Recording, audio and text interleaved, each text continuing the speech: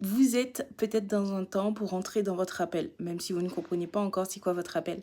Alors dans Marc, et pour effectuer la mission de Dieu, bien évidemment. En fait, dans Marc 8, à partir de, on va lire 27 à 33 pour ne pas être trop long. Jésus s'en alla avec ses disciples dans les villages voisins de Césarée de Philippe. Il leur posa en chemin cette question: Qui suis-je d'après les hommes? Ils répondirent: Jean-Baptiste d'après certains, Élie d'après d'autres, l'un des prophètes. Et d'après vous, qui suis-je? Leur demanda-t-il. Pierre lui répondit: Tu es le Messie. Jésus leur recommanda sévèrement de n'en parler à personne.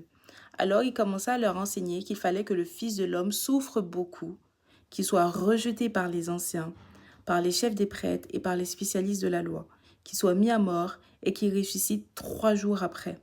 Il leur disait cela ouvertement. Alors Pierre le prit à part et se mit à le reprendre.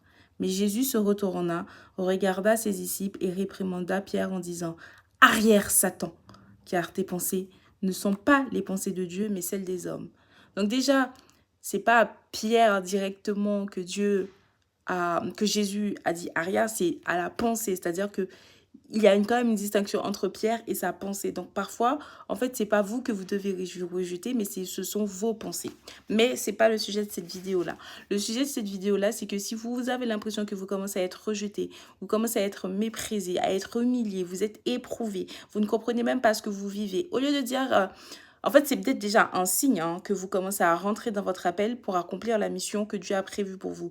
Mais en fait, c'est soit vous avez décidé de riposter, vous êtes en train de lutter, vous êtes en train de dire: Mais pourquoi je suis en train de vivre tout ça, Seigneur? Pourquoi tu me fais subir ça? Ou sinon, vous vous posez et vous dites: Seigneur, comment dois-je accomplir ta mission? Qu'est-ce que tu as prévu pour moi? Qu'est-ce que je dois comprendre dans ce que je suis en train de vivre? En fait, nous devons faire vraiment attention à ça parce que plus on va résister en faisant pourquoi je vis ça et pas comment dois-je vivre ça et qu'est-ce que je dois apprendre, en fait, plus ça prendra du temps en fait pour qu'on puisse passer l'épreuve.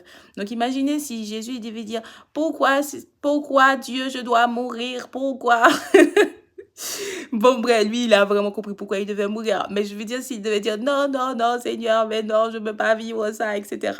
Et au final, en fait, il aurait pris plus de temps, en fait, à accomplir sa mission.